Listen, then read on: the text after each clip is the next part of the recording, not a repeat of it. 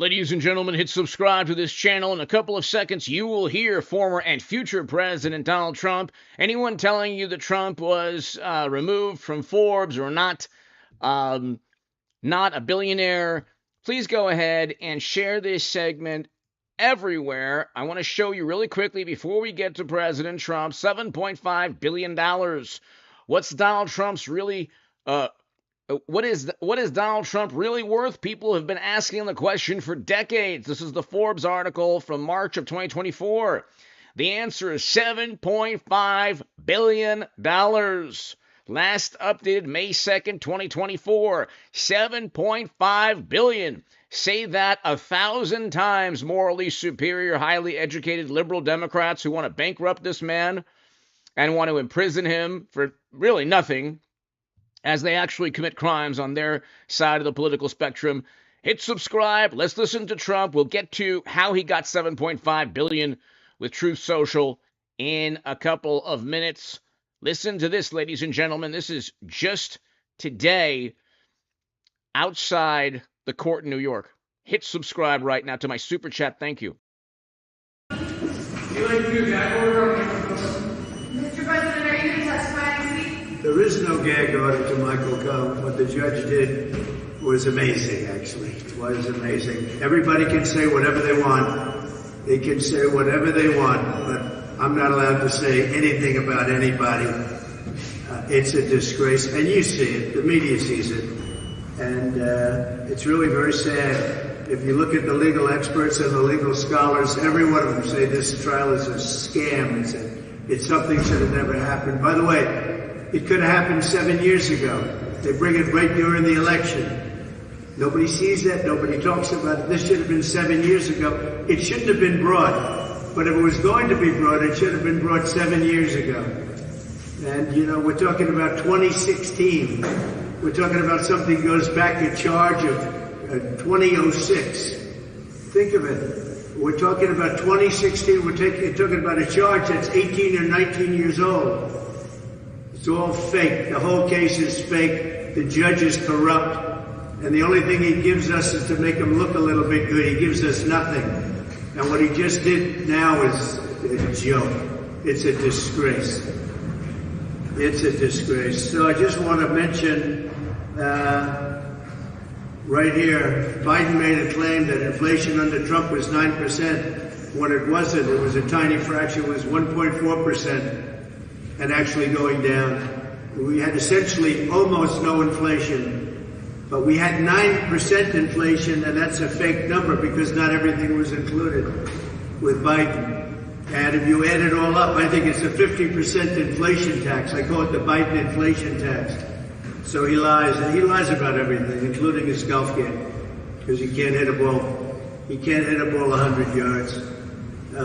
Lies about everything, but he came out, and I saw that this last couple of days, he was talking about the Trump inflation was 9%. No, his inflation was 9%. That's a tax on the American people due to gross incompetence. And it was all started because of his energy policies, his stupid Green New Deal energy policies. And you wait till you see. If we don't win this nation is finished. You wait till you see what would happen. Because all of that stuff will be closed up. He let a lot of my energy policies go through because energy was starting under what they were doing, starting to go up so high. So he let a lot of them continue, including the drilling, because the prices were going so high for gasoline and energy. And now he comes out and he actually says, I guess with a straight face, but I'm not sure he knows what he's saying anyway, that it was 9% under Trump. So at least the New York Post, and I hear the Wall Street Journal, and a couple of others did correct it. No, it was 1.4. It was actually lower than that. We included everything.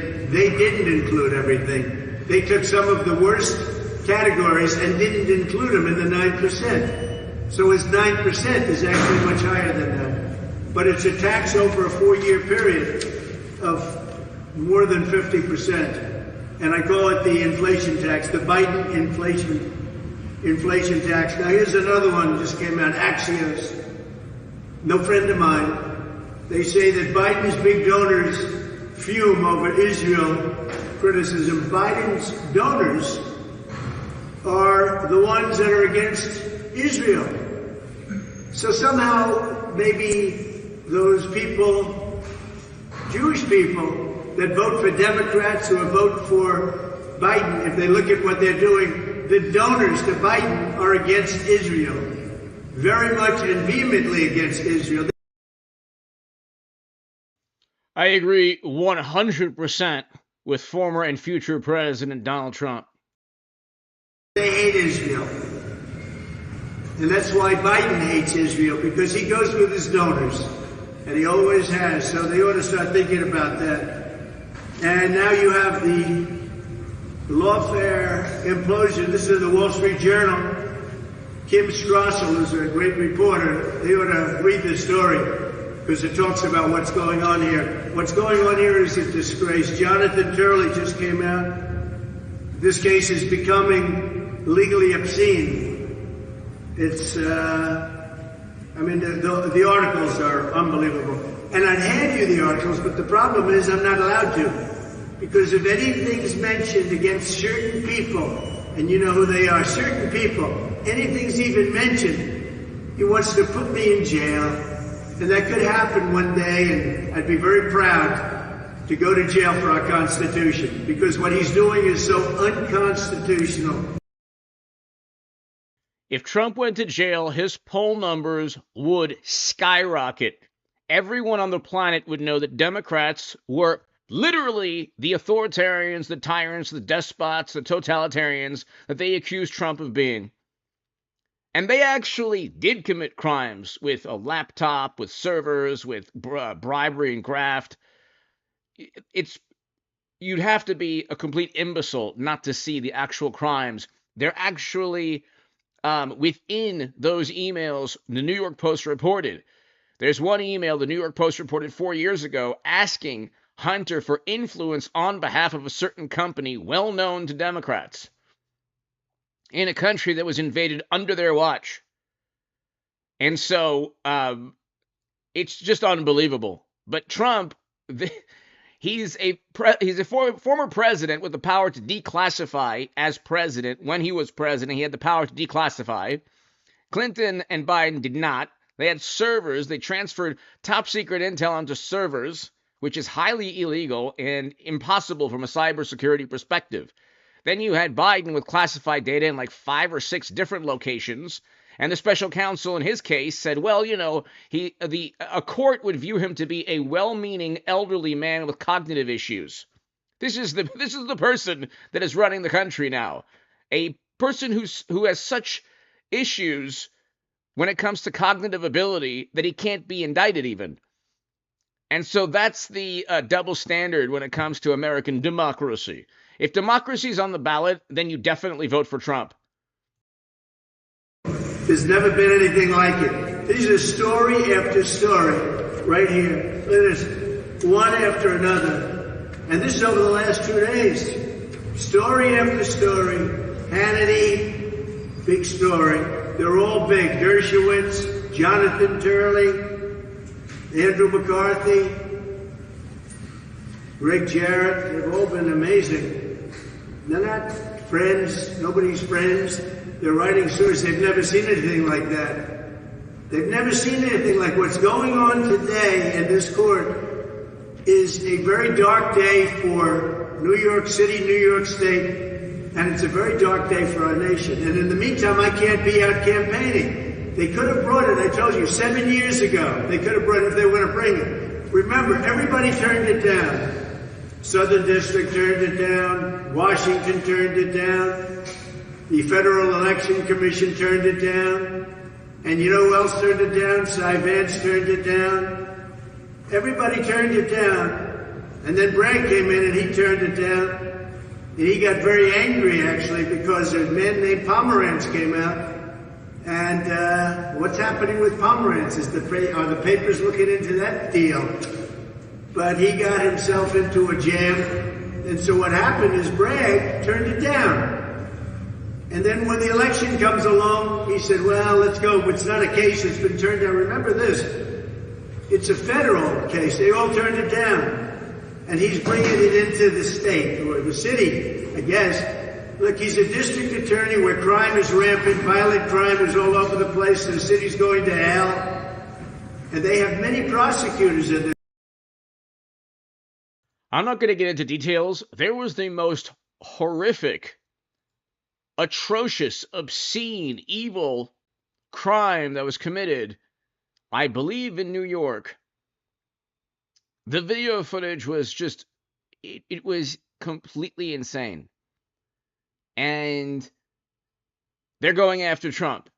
And it's just, the average morally superior liberal Democrat lives in a fantasy world where the rampant increase in assaults, they say, well, crime is going down. Not assaults, not other violent crime. There's a breakdown in society. And you see it like in places in California where you have major retail chains, major corporations leaving the largest cities in California, Oakland, San Francisco, for example. They're leaving these beautiful, amazing cities. San Francisco, that was one of my favorite cities on the planet 25 years ago. It was the most beautiful. I haven't been there in a number of years. Even 10, 15 years ago, it was beautiful, gorgeous. Now you have retail chains leaving because of rampant crime. Okay, rampant crime. And they say, well, crime's going down. There are numerous categories of crime that are going up. That's why retail chains are leaving these cities. That's why people feel less safe. So you have journalists and you have people, well, give me the data. You can slice and dice data. Or you can look at the aggregate. The aggregate numbers oftentimes mask, for example, you could say, well, crime's going down. Yeah, but burglaries are up and so are assaults. So it's like, yeah, you feel less safe. You can try to convince people that they're more safe because of aggregate numbers. And then you look at the specifics and you say, oh, that type of crime, the type of crime that makes you feel less safe, that forces retail chains to leave major cities in the country. And so the favorite response, well, where's the data? There are lies and statistics that Mark Twain talked about. You can manipulate data, and Democrats and media and bureaucrats have done this for years. We won't get into how they did it years ago, but they definitely did. Okay, you can look at aggregate numbers and completely, for example, they say, well, you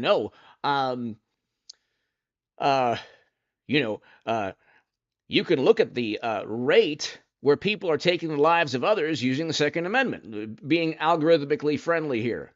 Okay. What they don't tell you is that no matter where in the country, where there's the highest poverty rates, no matter where it is in the country, no matter what the laws are, whether it's a blue or red state, the highest poverty rates lead to the highest rates of people taking another person's life. The laws curbing the Second Amendment have zero impact because a person intent on committing a crime doesn't care. Hence, they're criminals. So a criminal doesn't care about laws. You can enact as many laws as you want if you're a good, morally superior, highly educated liberal Democrat and you want to protect society. And the people intent on breaking those laws, unfortunately, will always break those laws. That's why you have the Second Amendment. When government cannot protect you, you can protect yourself. And so anyway, I'm speaking in roundabout terms in an algorithmically friendly manner, but anyway. I couldn't even count them. It looked to me like they have had more than 20 prosecutors sitting there over the fact that somebody paid a lawyer, and in paying the lawyer, so it was a legal expense, that somebody happened to be me. I didn't do the bookkeeping. I didn't even know about it, but a very good bookkeeper marked a legal expense down as a legal expense. They didn't call it construction. They didn't call it building something or concrete or electrical cost. They called, very simply, a legal expense to a lawyer. He was a lawyer, not a fixer. He was a lawyer. Legal expense to a lawyer, they called it legal expense. They said it was marked incorrectly. What else would you call it? It's a legal fee or a legal expense, and we called it a legal expense. This is what the case is about. And it's not about all of the other stuff that you've been seeing, because we're using that to attempt, it's had no impact because it's so old, attempt to do something to me politically. But the good news is the people understand it. Our poll numbers are the highest they've ever been. And it's ridiculous that I'm not going to be out campaigning for another week or two as these thugs, these corrupt thugs, and that includes the judge. He should throw this case out. This case should go no further. Every legal expert, the ones I named and many more, Calabrese, another one, many of them, they came out and they said this case should not go forward. It's not a case. There's no crime. There is no crime. And they failed to show a crime. This is election interference. It all comes out of Washington.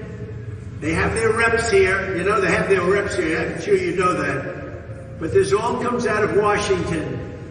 It's to damage crooked Joe Biden's political opponent, happens to be me.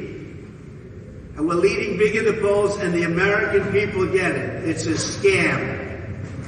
So tomorrow we're doing a big rally, and it's going to be in Wildwood, New Jersey. We're going for the state of New Jersey. We think we can win New Jersey, and we think we can win a lot, because what's happening in our country is horrible.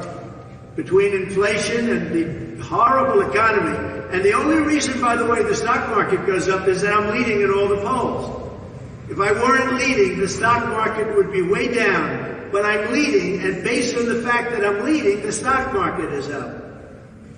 And if I didn't win, you would have a crash like 1929. Mark my words, I can write about everything. I still believe we're going to have a crash, a major stock market crash, during Biden's tenure. So within this year. Hit subscribe if you're new, unfortunately. If I didn't win, you would have a crash like the crash of 1929, because the people that are running our government right now are corrupt and incompetent. Thank you very much, everybody. He's 100% right. They are corrupt, they're very incompetent and inept, especially at foreign policy. Also, domestic policy. I don't know what's worse with Biden's administration. Is it foreign policy? Because that's an unmitigated disaster. Or is it economic policy? So Trump is worth, I mean, look at inflation is rising. Interest rates are already through the roof. It's double. You're paying double for a mortgage under Trump for if you buy a home tomorrow. I'm sorry, under Biden, you're paying double under Biden if you buy a home than you did under Trump in 2018 or 2019.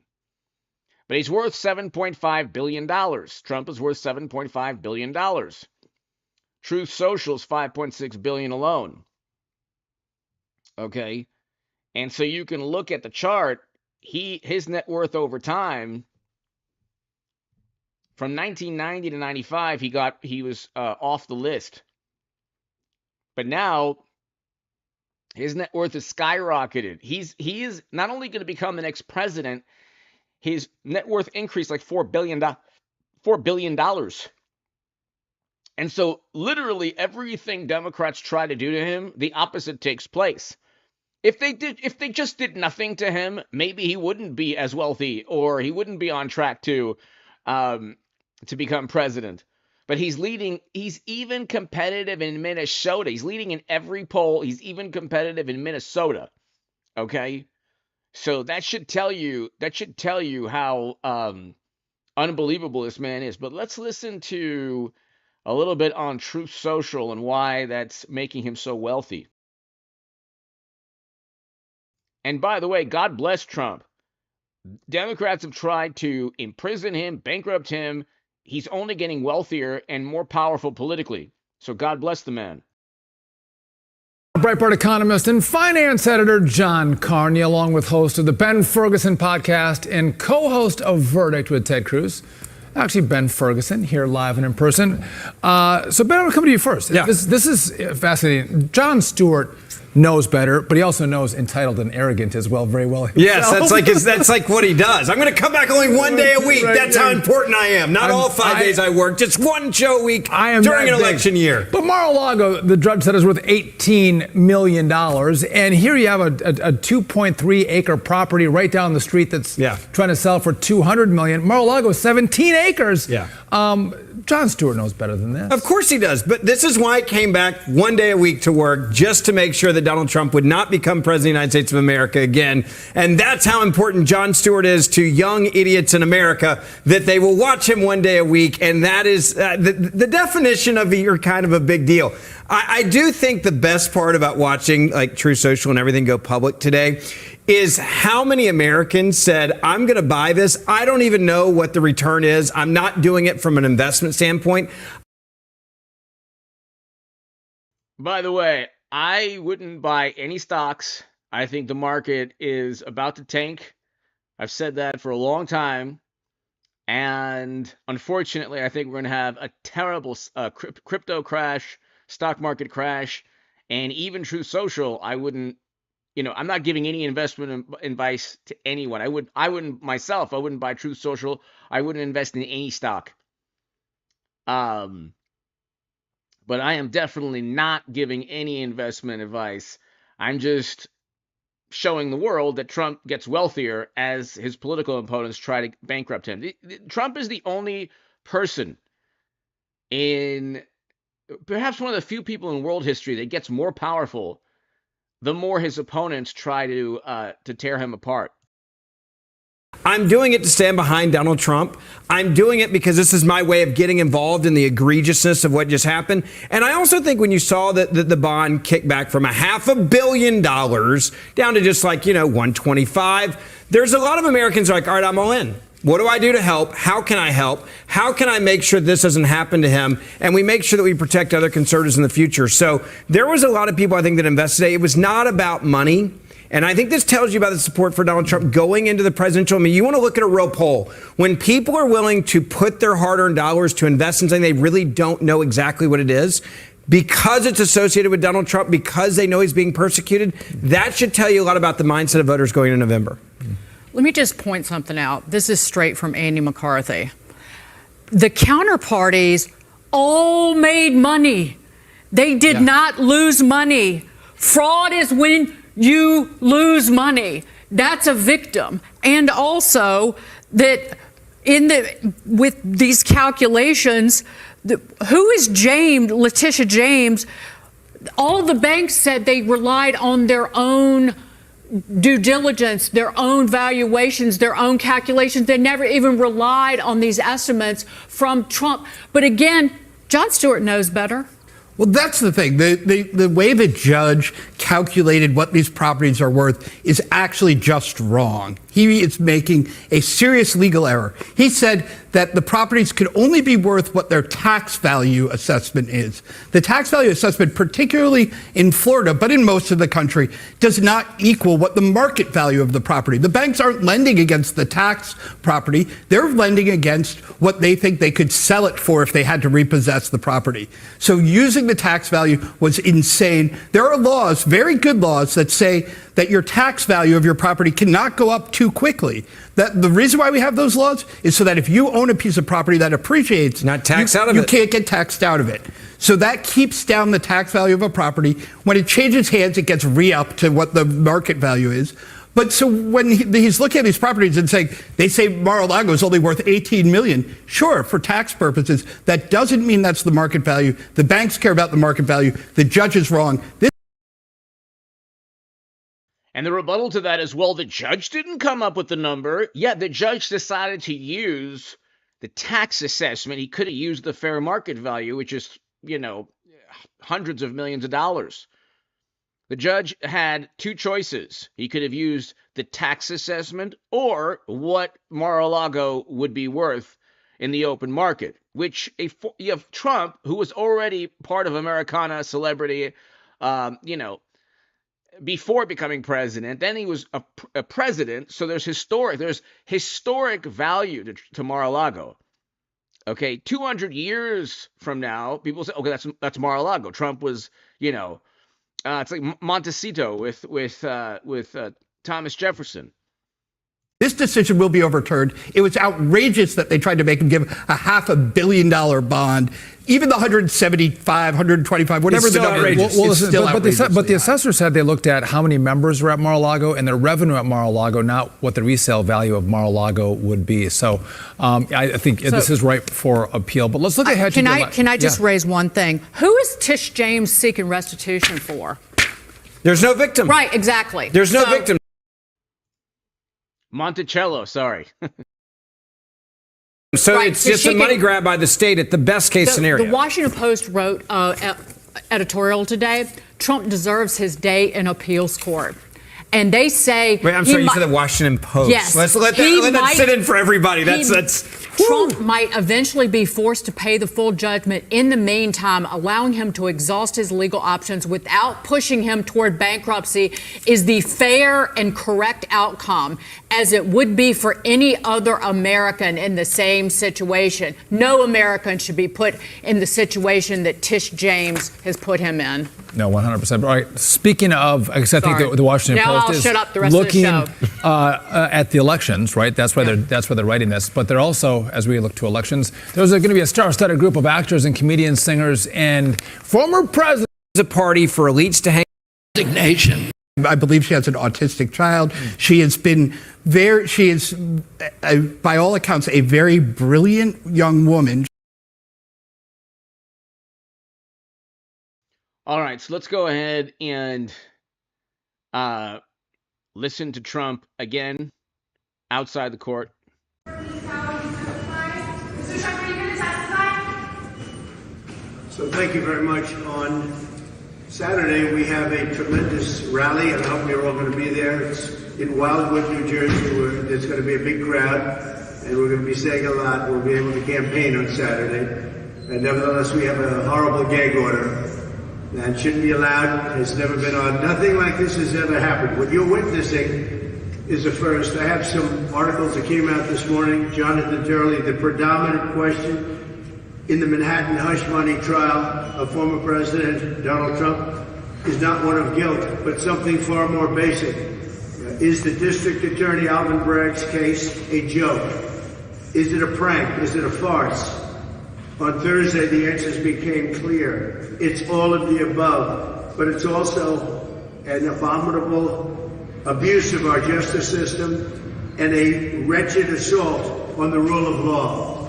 It's Jonathan Turley, and it just goes on and finishes, although it's a long story that's brutal about this case. This case is highly unconstitutional. It's presided over by a very conflicted judge. Conflicted like I've never seen before. He refuses to take himself off the case, and it should be a mistrial.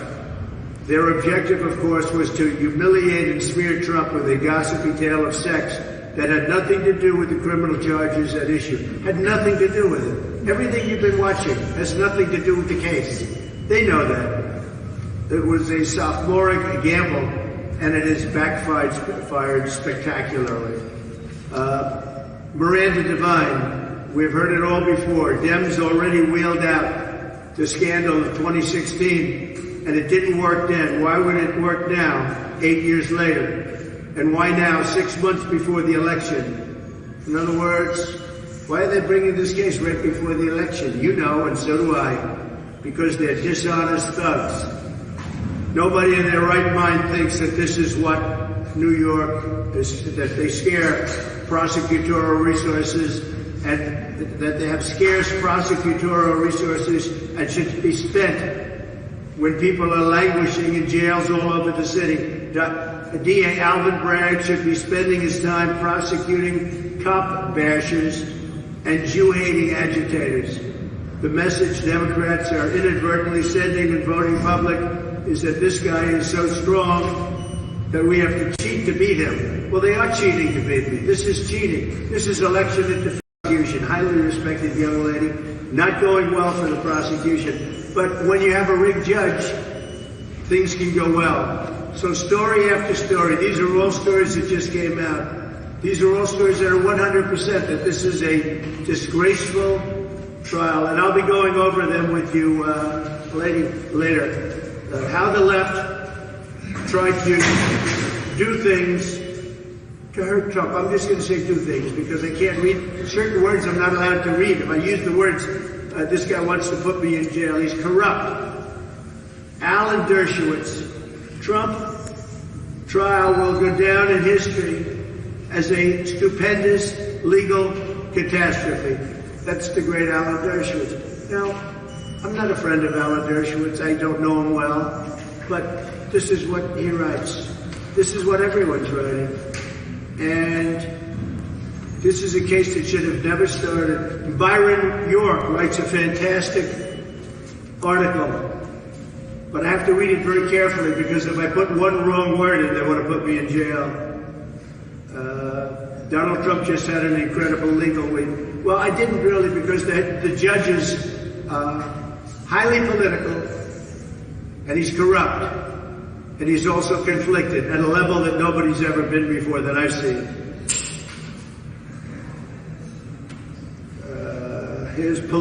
Trump's political fate likely won't be decided by the courts after because they think the case is so bad. But again, when you have a rigged judge, bad things can happen. Very bad things can happen. I'm trying to edit this very quickly in front of you because if I mention the wrong word, they'll come out here and they'll take me out to a jail someplace because that's the way it is with this judge. He wants to show how tough he is. So this is story after story. I'll give you some more later on. They don't. By the way, is this the tyrant and despot that Democrats fear? You have Trump, who rightfully is weary or concerned that he says Michael Cohen or Stormy that he gets hauled off to jail, which would be really impossible. He'd have a Secret Service around him. Maybe it would be like a home confinement or home house arrest, some kind of that type of thing. But I mean, his poll numbers would skyrocket. I like it when I talk during the day because they'd rather not have me talk at all. They think they're going to get away with this. If this country allows them to get away with this gag order, and the way the case is being handled, like what they're doing yesterday was incredible. It was incredible. What they did, this trial was so horrible. It's no longer justice, and it's a tremendous abuse of the New York judicial system in particular. The New York judicial system has been absolutely abused and abused terribly, and it's the whole world is watching. It's very bad. So I'll now go and sit in that freezing cold courtroom for 8 or 9 hours. And he calls it the icebox. Think about being on the campaign. But I'll be on the campaign on Saturday at 5 o'clock in Wildwood, New Jersey. Thank you very much. Sir, Ladies and gentlemen, I should have a live stream tonight at 10. I'm not exactly sure, but God bless this man. His net worth skyrocketing, his poll numbers skyrocketing. If they jail him, his poll numbers will go through the roof. There's nothing they could do to Trump. Nothing they can do to Trump to stop him from winning in 24. Hit subscribe to this channel. Every day is a countdown to November. When hopefully Trump will win. And Democrats will have their usual meltdown, but we'll have a good economy. much better economy, and an infinitely better foreign policy. And of course, the morally superior Democrats will melt down. But you know what? This country deserves a much better future than what we have with mashed potato brains. Our current president. Hit subscribe.